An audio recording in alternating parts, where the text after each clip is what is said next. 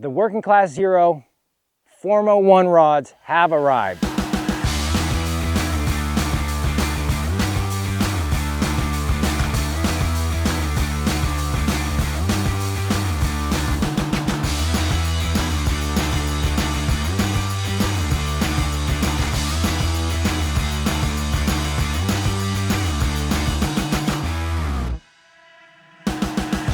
They're years in the making, full solid 2 seasons putting the rod through the paces to craft every detail to be exactly what I wanted when throwing big soft plastic swim baits. But first, let's go over the overall cosmetics of the rods. They're high gloss black all the way down the rod. That's a throwback to the classic swim bait rods. I always loved that. They were really detailed, real glamorous looking, amazing looking rods. And this rod is just like those. It's beautiful in hand. You have the Working Class Zero branding right here. You have your specs of the rod right here on the back of it, your power there. Then we get into the large Fuji reel seat on the rear grip here. We have rubber, EVA, rubber, back to EVA. With the rubber placement, I wanted to make sure that when you're setting that hook, you get no slip in the hand. As much as I love EVA, sometimes you setting that hook, you get that little slip. So I feel like that rubber, that extra grip just really helps lock it in your hand so you can really drive that hook home. As beautiful as the rods might be, looks aren't everything. You need it to perform well on the water. So first things first, I wanted a rod that was really well balanced in my hand. I don't want to be fighting the rod all day. I want it set up so it's gonna already put me in the position for the proper hook set on soft plastic swim baits. It also has a very soft tip, allowing for much more accurate casts consistently, but it's not so stiff that I'm not gonna be able to drive, big beast hooks home. That's what the rod is designed to do. So it actually shuts off really quick. The rod loads well, it's like a dream.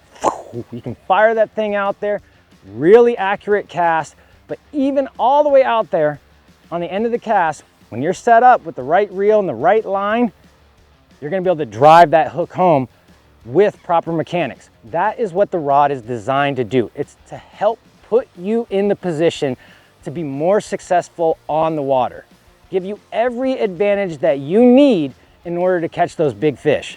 There's 4 different rods. There's a light, a medium heavy, a heavy, and an extra heavy.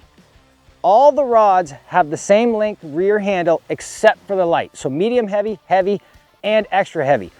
I did that because I want every rod to feel the exact same in your hand, regardless of the size rod you're picking up. You shouldn't have to make adjustments with the rod you're fishing. You want to pick it up, you want to fire that bait out, whether it's a 6-inch bait or a 10-inch bait. It should feel the same in your hand, so you're not having any missteps because, oh, this one has a 2-inch longer handle or whatever it might be. They should all feel the same and perform the same based on the size bait you're fishing. And that's how I kind of classify all the rods. I base them off the size bait, or in this case, the size hook. So I built the medium heavy specifically for 6/0 to 8/0 beast hooks. That rod is going to perform extremely well in that range, 6/0 to 8/0.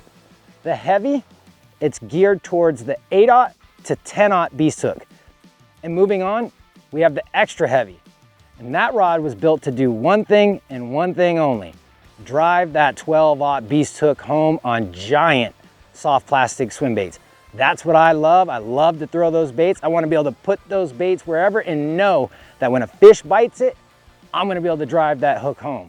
And that goes for all the rods in the line, but they're not just one-trick ponies. If you wanna throw treble hooked baits on them, soft baits specifically, you just power down a hair. So if I was gonna, for example, throw a Tyrant 10 on a beast hook, I'm gonna throw that on the extra heavy.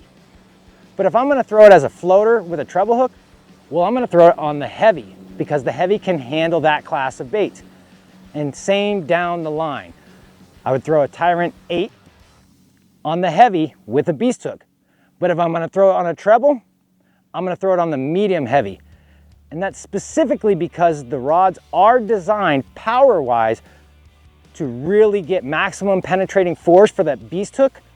So I don't want to overpower the treble hook, which is a much lighter gauge wire. So I'm going to power down one step. The rods can handle that classification of baits because I built them around those beast hook sizes. So you do get a wide gap in what you can throw on those baits. And lastly, I don't want to forget about this one, I got to get it out there, is we have the light. And that one was designed specifically for that little tiny Citizen Micro 3.5. You can fish them little micro beast hooks on it. You can throw it on a ball head, fish it however you want to, but there's very limited numbers of those ones, and it was designed kind of just as like, I just want to do it. This is awesome. Let's make this rod. And it is a phenomenal rod on its own. Still a fast action rod, has a very sensitive tip so you can get really accurate cast, and you can throw all kinds of light goodies on that rod. When you hold the Formo-1 rods in your hand, you'll notice the intent. Everything was done for a reason. All the small details come together in the overall performance to give you the best fishing experience possible for large soft plastic swim baits. Everything was done for a reason. Whether it's the low profile guides to cut down on the overall tip weight, the balance, how it feels in your hand, the larger trigger from the reel seat so you're more locked in, there's no slippage, you're not fumbling hook sets, and then the action of the rod. It's a tool for a job, and it does it extremely well. If you're a guy that loves throwing soft plastic swim baits like I do, but you feel like something's been missing for you, the Working Class Zero Formo-1 rods are gonna be right up your alley.